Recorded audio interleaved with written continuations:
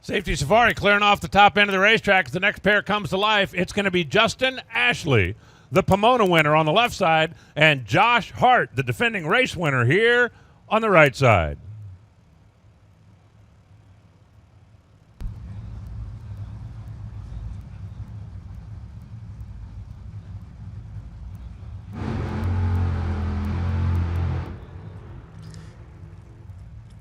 AR, what's so nice about it is this is Josh Hart's hometown.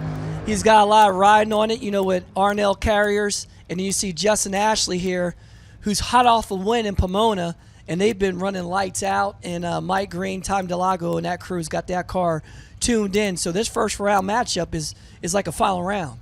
Couple of young guns in the category. Justin really prides himself on reaction time. The folks at Phillips Connect, new to NHRA, and Phillips Connect is truck trailer monitoring security. If you've got any kind of business that is involved with trailers, you need to take a look at what they can do for you, because I guarantee you they can do something.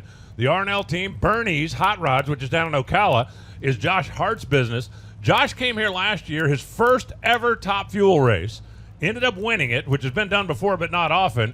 And I don't believe there's a guy in the class that looked at that guy and thought, that's the rookie for the rest of the year, right? I mean, one race and you just took the rookie stripes off. Forget it. Yes, he did. He came right out there. But you got to remember, he's got Ron Douglas. He's been with a lot of championship drivers, worked for Force Racing, done a lot of things. And they're about to take off. This is going to be a heck of a race right here. The defending event winner and the Winter Nationals champ. What a side-by-side run. Oh, pow, at the finish line. 368, 331 miles an hour. Justin Ashley's going to win it.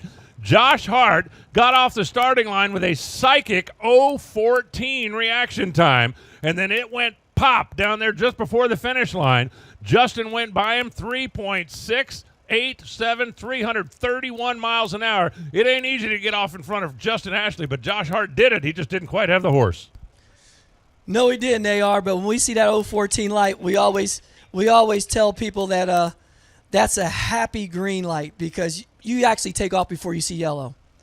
And right here on the start line, you can see, boom, he took off before the yellow light really came down and got on. But then you see Justin's car right here.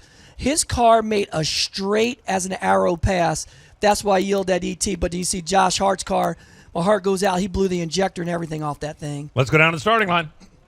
And Mike Green down here just took a look up at the replay of the crew chief for Justin Davis. It's a great start. Justin Ashley, the Davis team. Great start to the year for you guys, and you pick up a win here in round one at the Gators. Yeah, that was a good run for us. We don't have it quite right on the starting line, but those guys are a tough team. Douglas over there is a great tuner, and you know, it was a good win for us. So we'll tricky conditions are pretty weird here. You know, it's great conditions, but it's hard to. We don't race in these very often. So we'll come back second round and see if we can go a little better. We've heard Alan talk about how tricky it is and the weird things different crew chiefs are doing. What was the strangest thing you did to your race car this morning?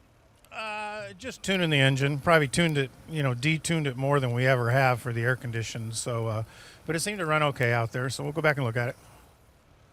Yeah, I'd say it ran okay. At the 8th mile, it was going 295 miles an hour. You can see the devastation up there. Knocked the injector off of the top of Josh Hart's machine. And for the hometown hero, it ends up being a little bit of a short day. They're checking things out at the top end of the racetrack. Next pair rolls around a corner, gets set and ready to go. One thing that we have the advantage of up here is the incremental numbers. We can look and see what the car did at 60 feet, at 330 feet. It was 30 years ago this weekend that Kenny Bernstein went 300 miles an hour, when he went 301.70 and turned the world on its ear. And here we are 30 years later, and they are creeping up on 300 miles an hour at the 8th. On that particular run, Justin Ashley went 295 miles an hour to the 8th mile.